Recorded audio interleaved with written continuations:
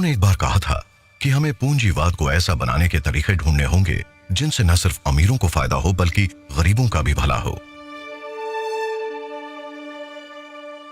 British government इस मामले में बहुत उदार है और मेरा ख्याल है जब टैक्स देने वाले ये देखते हैं कि उनके पैसों का सही इस्तेमाल हो रहा है और इस तरह के लक्ष्य हासिल किए जा सकते हैं, तो वो भी यही उम्मीद करते हैं कि उनके टैक्स का एक हिस्सा इन कामों पर खर्च हो। और इस काम के लिए ब्रिटेन एक बहुत अच्छा पार्टनर है। यूके की सरकार की भी तारीफ करनी होगी जिसने ऐसे उपाय किए हैं कि सबसे गरीब लोगों की मदद हो सके और उन्हें संरक्षित भी रखा जा सके।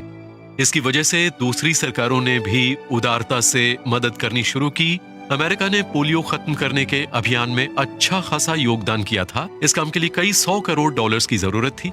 मेरे फाउंडेशन ने भी काफी पैसे दिए थे और मेरा ख्याल है करीब 16 अलग अलग देश इस काम में मदद कर रहे हैं।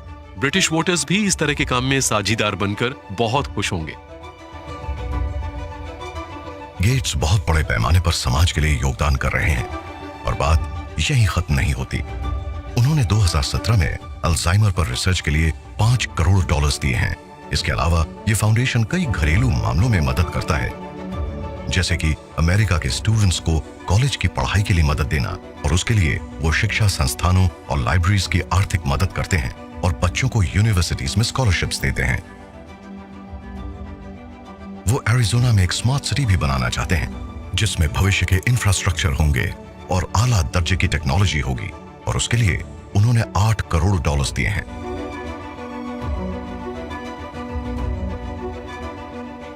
बिल गेट्स क्लाइमेट चेंज से भी लड़ रहे हैं।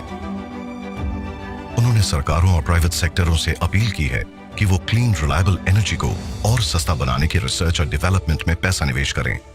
उन्होंने अपनी तरफ से भी क्लीन एनर्जी की खोज के लिए $200 करोड़ दिए हैं।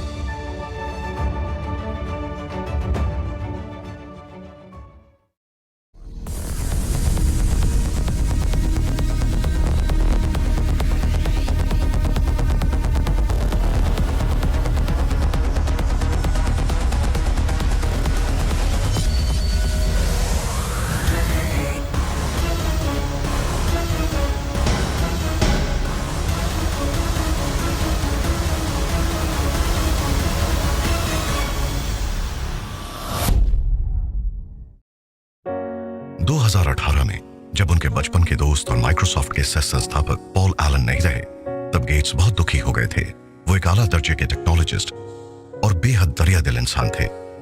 उन्होंने 1983 में गेट्स और स्टीव बॉमर से मनमुटाव होने के बाद माइक्रोसॉफ्ट छोड़ दिया था। 65 साल की उम्र में कैंसर से उनकी मौत हो गई। गेट्स मानते हैं कि अगर वो नहीं होते तो दुनिया की सबसे बड़ी सॉफ्टवेयर कंपनी भी नहीं होती। हालांकि गेट्स ने माइक्रोसॉफ्ट को इस मुकाम तक पहुंचाया था, मगर एलन ने कंपनी को खड़ा करने में बड़ा योगदान किया। उनके रिश्ते कई साल से बड़े खटास भरे थे। एलन ने एक दिन सुना कि गेट्स माइक्रोसॉफ्ट में उनका स्टेक कम करने की कोशिश कर रहे हैं, मगर वो कामयाब नहीं हो पाए। बाद में उनके रिश्ते भी सुधर गए थे। कैंसर के इलाज के दौरान गेट्स हमेशा उनके साथ रहे। एलन ने बाद में लिखा था कि एक सच्चे दोस्त से कोई भी यही उम्मीद करता है। गेट्स ने अपनी इसी दोस्ती से ये सीखा था कि अगर सही लोगों के साथ रहोगे तो बहुत बड़े काम भी कर सकते हो। यूके में विज्ञान की मदद के लिए बहुत कुछ किया जा सकता है। उनका कहना है कि अमेरिका और यूके ऐसे देश हैं जहां आज का बेहतरीन विज्ञान उपलब्ध है और इसी वजह से उन्होंने उनकी रिसर्च और उनके संस्थानों पर कई $100 भी खर्च किए। वो यूके की कमिटमेंट की वजह से उसकी तारीफ करते हैं और कहते हैं कि इससे एक बहुत बड़ा संदेश जाता है। वो आशावाद की दुनिया की तारीफ करते हैं और मानते हैं कि उनके तौर तरीकों से काफी फर्क आ सकता है। मैं जब से हेल्थ और डेवलपमेंट से जुड़ा हूं तभी से देख रहा हूं कि यूके ने कम इनकम वाले देशों की मदद के लिए जो वादे किए थे उसे वो पूरा कर रहा है। सिर्फ इतना ही नहीं, उसने मदद करने की रणनीति का भी एक स्टैंडर्ड बना रखा है और वो अपनी सहायता के बदले में वो बेहतरीन नतीजे भी चाहता है। तो अगर हम इन दो बातों को, नई खोज और उदारता को साथ में मिलाते हैं, तो हमें मिलता है विश्व स्तरीय स्कॉटिश एग्रीकल्चरल साइंस, जिसकी मदद से दुनिया के करोड़ों सबसे गरीब लोगों की जिंदगी पूरी तरह बदल गई। मैंने इस बारे में काफी जागरूकता फैलाई है कि विदेशों से मिलने वाली मदद, पैसा बिल्कुल सही और समझदारी भरे काम है। मैं यूके की एड डिबेट को बहुत ध्यान से देखता हूं और मैं मानता हूं कि वही बातें अमेरिका में भी लागू होती हैं। यूके एड सिर्फ ब्रिटेन के लिए ही नहीं, पूरी दुनिया के लिए अच्छा है। मुझे उम्मीद है कि आपके और मेरे देश में और भी लोग इसके नतीजों को देख पाएं। आज कई ऐसे बेहतरीन इंस्टीट्यूशंस हैं जो न सिर्फ इन दवाओं और वैक्सीन्स की खोज कर रहे हैं, बल्कि उन्हें काफी एक्सपीरियंस भी मिला है और ये देश सचमुच बहुत बड़ा फर्क ला रहे हैं। उनका ध्यान इस बात पर ज्यादा है कि हमारा आज और आने वाला कल बेहतर हो।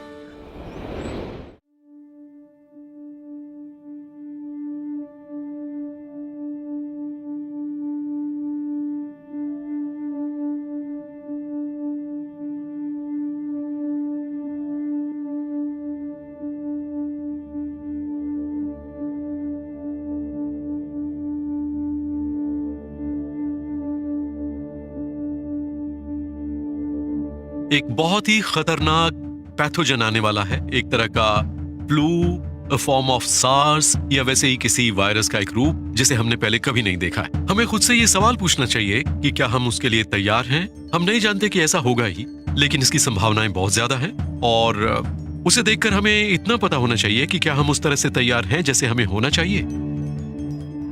2015 में एक टेड टॉक के दौरान उन्होंने भविष्य का अंदाजा लगा लिया था और उन्होंने दुनिया से अपील की थी कि वो एक बहुत भयानक महामारी के लिए तैयार रहें। कई साल की चेतावनी के बाद भी दुनिया तैयार नहीं थी और 2020 में कोरोना वायरस के आने से उनकी यही बात सच साबित हो गई।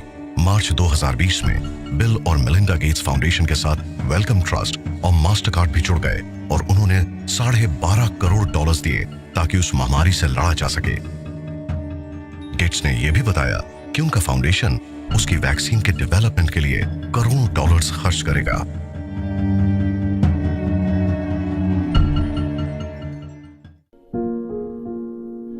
13 मार्च 2020 को माइक्रोसॉफ्ट ने ऐलान किया कि गेट्स ने माइक्रोसॉफ्ट बोर्ड के अपने पद को भी छोड़ दिया है ताकि वो मानवता की भलाई के काम करते रह सके। सितंबर 2020 में उनके पिता की मौत हो गई और गेट्स गहरे सदमे में डूब गए, मगर मन में आभार का भी भाव था। उन्होंने कहा था, उदारता, बुद्धि, हमदर्दी और नेकी का असर दुनिया के लोगों पर बड़ा गहरा असर छोड़ता है और वो असर उनके ऊपर भी हुआ। गेट्स ने उन्हें देखा और अपने पिता की याद में लिखा, उनकी बदौलत ही मैं आज यहां तक पहुंचा हूं। जिंदगी की आखिरी सांस तक उन्हें याद करता रहूंगा। ये बहुत ही मुश्किल चुनौती है। सच तो यही है कि इथियोपिया में आज सूखा इसलिए पड़ा है कि वहां दुनिया की बाकी जगहों से बहुत कम बारिश हुई है। बिल गेट्स को अपनी उदारता भरे कामों के लिए कई पुरस्कार भी मिले। टाइम मैगजीन ने उन्हें 20th सेंचुरी के सबसे असरदार लोगों में से एक माना। उन्होंने गेट्स और उनकी पत्नी मेलिंडा को रॉक बैंड U2 के लीड सिंगर बोनो के साथ 2005 का पर्सन ऑफ द ईयर भी माना।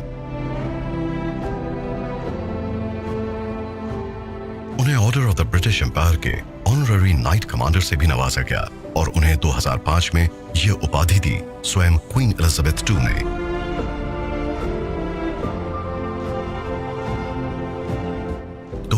में इन दोनों को उनके उदारता भरे कामों के लिए प्रेसिडेंट बराक ओबामा ने प्रेसिडेंशियल मेडल ऑफ फ्रीडम दिए गए थे।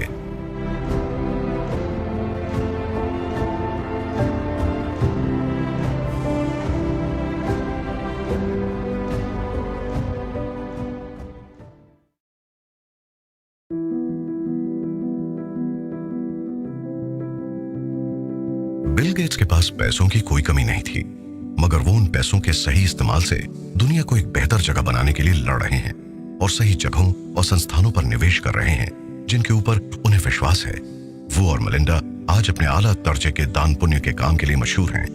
वो जितने कामयाब रहे हैं उसके बारे में तो उन्होंने सपने में भी नहीं सोचा होगा। टेक सोसाइटी पर बिल गेट्स के प्रभाव को नजरअंदाज नहीं किया जा सकता। उनके फाउंडेशन का भी बड़ा जबरदस्त प्रभाव रहा है। आर्थिक मदद से बहुत बड़ा फर्क आया।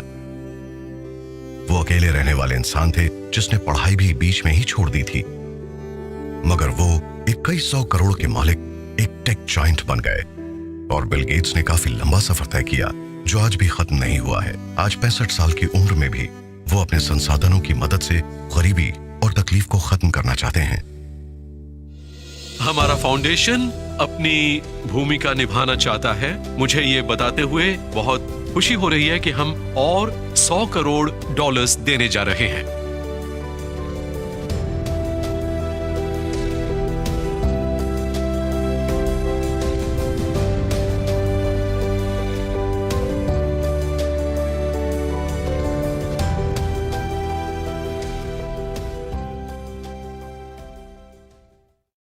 हम उनसे यही सीख सकते हैं कि समय बहुत ही कीमती है और हमें जल्दी से जल्दी अपने काम करने चाहिए। वो गहरी महत्वाकांक्षा, लगन और इच्छा शक्ति के साथ नई नई खोज करना चाहते हैं। उन्होंने हमें दिखाया है कि हमें भी बड़ी कामयाबी मिल सकती है। कामयाबी ने उन्हें घमंडी नहीं बनाया, बल्कि समझदार बना दिया। अपने आशावादी और चुनौती स्वीकार करने वाले रवैये, अपनी सच्ची लगन और सब्र की वजह से आज वो हमारे लिए एक मिसाल बन चुके हैं। बिल गेट्स ने लाखों जिंदगियों पर अपना प्रभाव छोड़ा है और उनकी कामयाबी काफी अहम और सार्थक है।